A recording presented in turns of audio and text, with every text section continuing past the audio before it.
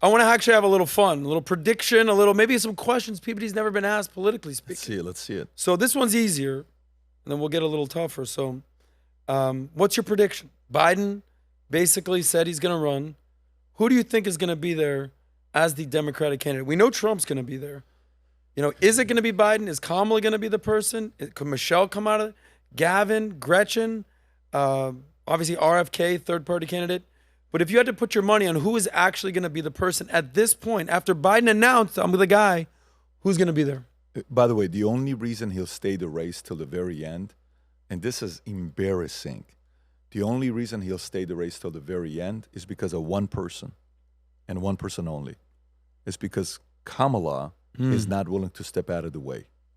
And the establishment, the Democratic establishment behind closed doors, does not want to have Kamala as the candidate, period. Because her unfavorable score is not good. She is not marketable to be able to run with it. There's a group that wants to see her happen with the people that know the data. And I'm convinced, Obama's smart enough to know that Kamala's not the candidate. And Michelle was asked whether she is ready to endorse Joe, and I don't know if you saw her answer. Michelle's like, "Well, I don't know yet. We'll see. I don't know yet." That's not something you say to your former VP of your husband when he was a president. You don't say something like that. But she said, "I don't know." So I think Biden is a losing proposition. The only person in the way of them choosing a replacement for Biden is Kamala Harris.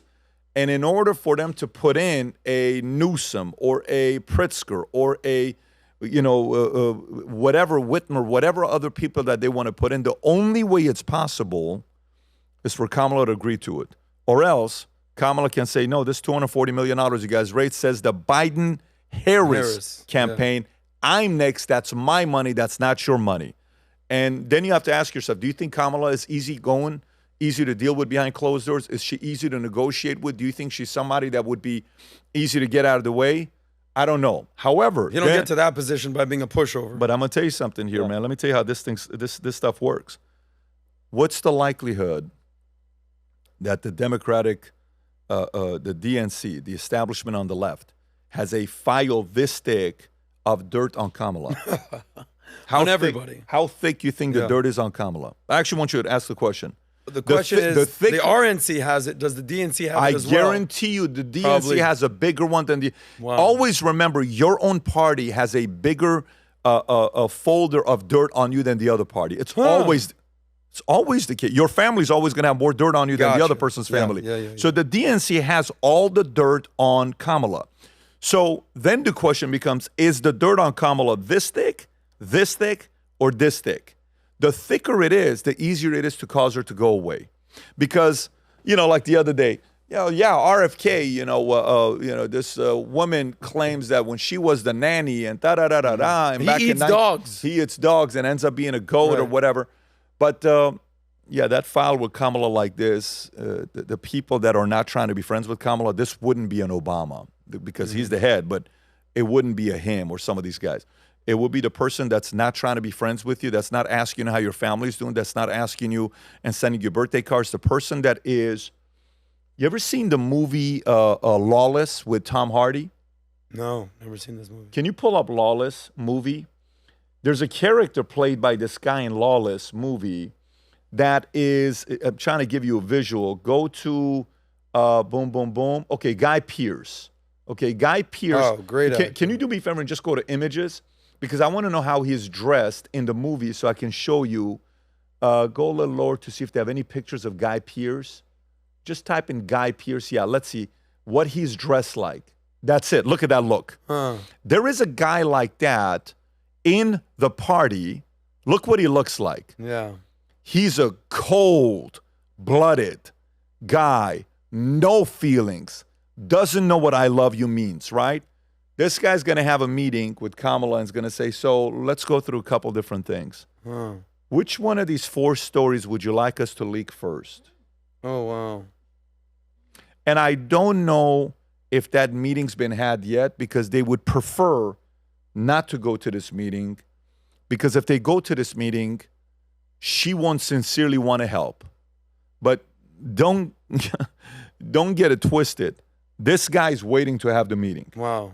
He is waiting to have the meeting. And if that meeting's had, Kamala sits there, furious, angry, agitated, and she says, okay. At first she says, I don't care.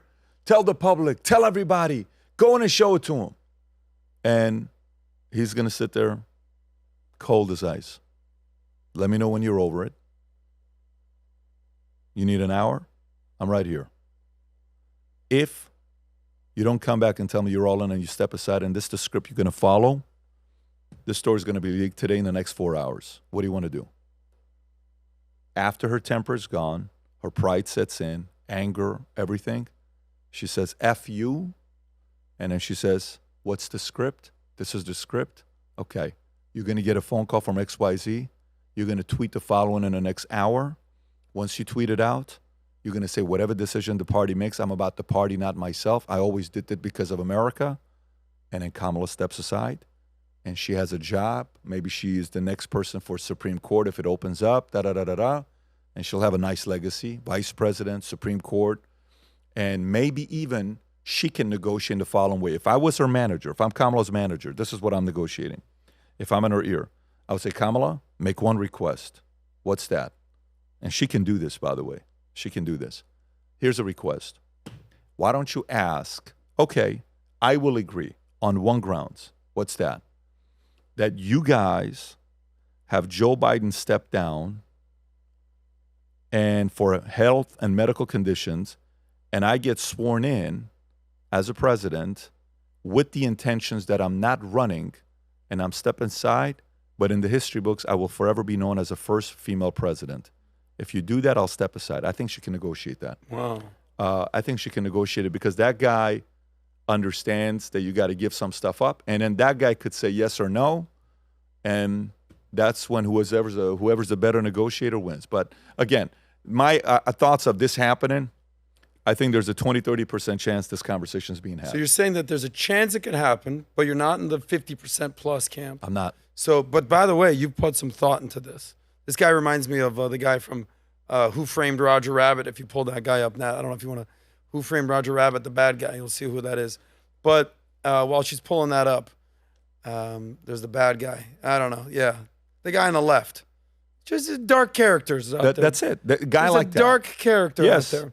So if you were a betting man, when it's time to vote on November 5th, will it be Biden? You know what I would, when it comes down to vote on November 5th, will it be Biden? Honestly, I don't think they stand a chance keeping Biden in. I'm at 51%. It has to be somebody else. I'm with you. I have a prediction, and then I'm going to ask you the next question. I think they're going to they have to. If they're going to keep Biden, they're going to, and plus everything with Kamala, obviously I don't think it's a profound or shocking statement to say that she's sort of a DEI hire. He said, listen, I'm selecting a black female to be the vice president. It was a strategic pick to appease the base, let's just say. But I think they're going to do something different. I think they're going to say, I'm being a pragmatist. I like being pragmatic with some oomph. Pragmatism is a little boring, but pragmatism with some oomph is like, all right, this is what I'm seeing, but this is what's going on. I think he's going to run because they said it, but everyone knows that they don't want him. He was just on Stephanopoulos last night that just came out. Watch me. I watch him in 2x speed, so maybe that's why I think that he's actually not as horrible as he is, because, the 2x speed, you taught me that. I think they're going to say the following. We all know I've lost a step, but I'm ready to serve. But moving forward, Kamala will be with me in every single meeting, in every single room. I am grooming her to be ready just in case. It is no longer the Biden-Harris ticket. You're voting for Joe Harris or Kamala Biden. It is the first 1-2 punch presidency in American history. Now, don't you guys want to see the old man give it a shot in a black? I think that's the only way that people will be comfortable with being reasonable, being like, Okay, at least she's prepared, because if you just stand alone on Biden or stand alone on Kamala, I'm with you completely. What reasonable person would be like, yep, sign me up for more of that? I don't see it. But for Biden to step away, I don't know. But here's, I want to put on your strategist hat for a second. You get hired as the lead strategist for Donald J. Trump.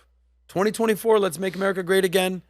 And they say, Pat, I want you as the lead strategist to rank who you think Trump should run against from most likely to beat versus least likely to beat of the following 5 names. You said you can take your pick. You're in the Trump camp.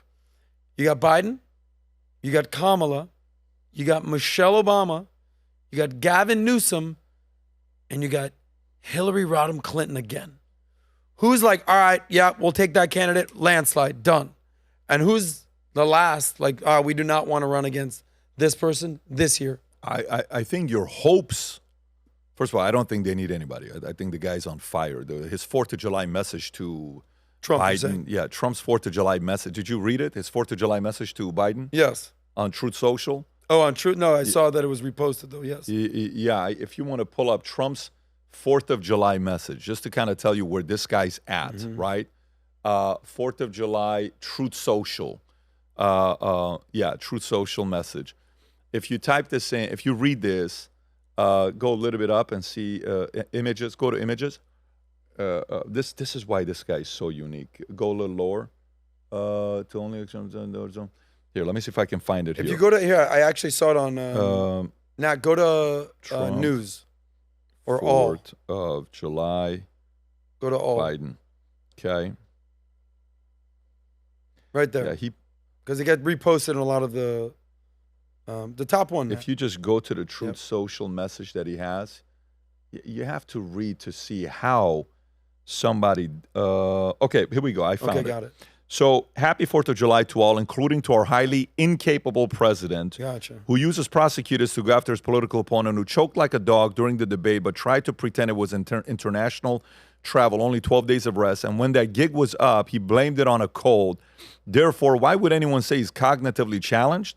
Also, respect to our potentially new Democrat challenger, laughing Kamala Harris. She did poorly in the Democratic nominating process, starting out at number 2 and ending up defeated and dropping out even before getting to Iowa. But that doesn't mean she's not a highly talented politician. Just ask her mentor, the great Willie Brown of San Francisco.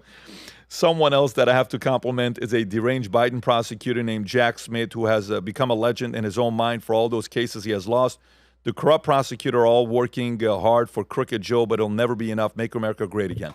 So this guy is a guy that single-handedly, who do you think helped him write the script? Nobody. He wrote this. That's his language, right? Okay. But you give me all those 5 names. No problem. Every one of them is easy. Do you realize, like Newsom, he's lost $1 trillion of money under management that has left California in the last 4 years. There's only 2 states that have experienced that. Him and New York. No other state. And his $1 trillion, a lot of it's gone to Texas. It's so bad that Texas is about to start a Texas stock exchange. Yeah. For the longest time, the top 2 biggest stock exchanges in the world were New York Stock Exchange, that was started, I think, in like, I don't even know what year it was, 1796. Can you type in when New York Stock Exchange was started? I think 1796. And then you have the NASDAQ that was started in 1971-ish, give or take. And then now you have Texas Stock Exchange. Why is Texas Stock Exchange? When did it start? Like 1792. Wow. I was 4 years off. So, so why is Texas Stock Exchange getting started? Because New York is losing $1 trillion of assets under management. They're leaving. And so thank you to California and to New York to help the Texas Stock Exchange. And do you know on NASDAQ right now, if you wanted to be listed on NASDAQ, NASDAQ requires you to show your board of directors to have multiple people from the underrepresented community and the LGBTQ colored. And if not, you have to explain to NASDAQ why you don't have anybody from the LGBTQ community on your board. How the hell does that make any sense? You know what Texas Stock Exchange says? We don't care about that kind of stuff. Just come and grow your company, and that's what we care about, right? So Newsom's going to be easy for Trump to destroy. And he's going to go dirty on Newsom, very dark and dirty on Newsom. It will not be pretty. Newsom will not be able to bring Stormy Daniels at all. He doesn't have the moral authority to bring up Stormy Daniels because Newsom of what he did to the chairman, to the, what do you call it, his campaign manager's wife, the story, his best friend, all that stuff. Oh, wow. He's not going to be able to do anything with that. When you go to Kamala, he'll destroy Kamala. He'll destroy Biden. Whitmer is a lightweight when it comes down to that. The only one that's going to be formidable that you have to be ready for will be Michelle. And even with Michelle, you know, I think a guy like Trump, in his mind, he has a list that nobody else knows about, 5, 7, 9 digs on everybody. And he has his 5 or 7 digs on Michelle that he probably can't wait to say it to the world. And so strategically, he's an easy guy to manage. You know how somebody you interview and they're an easy person to interview? You literally ask them and they light it up, right? Andrew Tate, easy to interview, right? A Trump, easy to interview, right? A Jordan Peterson. Easy to interview. Michael Saylor asks the question, he goes, right? Yeah. Some people you interview, yeah, so it was 7 o'clock when it happened. I don't know if I would do it again. As I, bro, tell us a story like, you know. So Trump is not a guy that, you know, on the campaign side that you have to do a lot of work with. But none of those guys would concern me. The only one would be Michelle, and you have to start early with Michelle. Like I'm talking now. Assume that if she is going to be the one that's going to go after Michelle now. Have your entire base going after Michelle right now because you want it to be one of the other 4. That's what I would do. Gotcha. So you got Michelle. Whoa, whoa, whoa. If you like that one, click right here to watch the full SOSCAST. And don't forget to subscribe to the channel.